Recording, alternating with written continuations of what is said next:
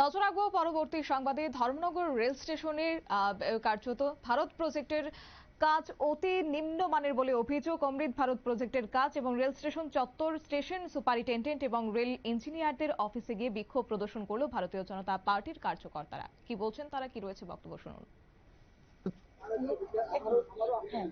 নমস্কার।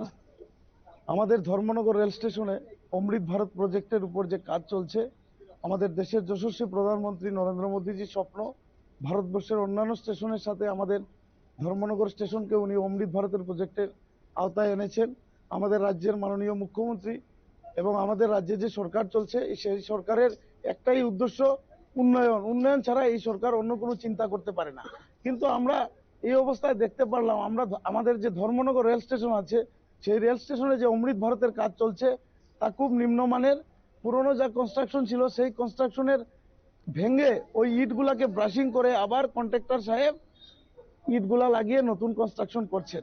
আমরা আরো এক দুইবার আধিকারিকদের জানিয়েছি, জানি না কি কারণে কন্ট্রাক্টর সাহেব এইসব কাজ করছেন। কারণ উনি যে কন্ট্রাক্ট পেয়েছেন, ওনার কন্ট্রাক্ট পেপারে কোনো জায়গায় লেখা নেই যে উনি পুরনো ইট পুরনো রড সেইগুলো ব্যবহার করে নির্মাণ কাজ করবেন।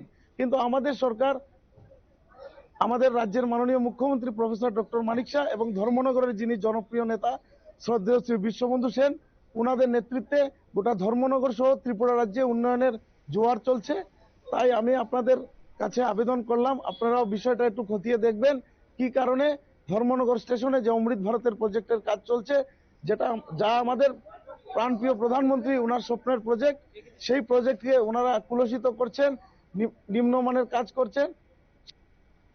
অমৃত ভারত প্রজেক্টের কাজ অতি নিম্নমানের এমনটাই তারা জানিয়েছেন এবং পূর্বেও কয়েকবার ইঞ্জিনিয়ার এবং দায়িত্বপ্রাপ্ত আধিকারিকের নিকট বিষয়টি জানিয়েছেন, কিন্তু কোনো ধরনের কর্ণপাত করা হয়নি। তবে আজ আইডব্লিউ অফিসারের কাছে তারা জানিয়েছেন বিষয়টি এবং তিনি আশ্বাস দিয়েছেন অতি শীঘ্রই সেই বিষয়টি নিয়ে তিনি নজর দেবেন।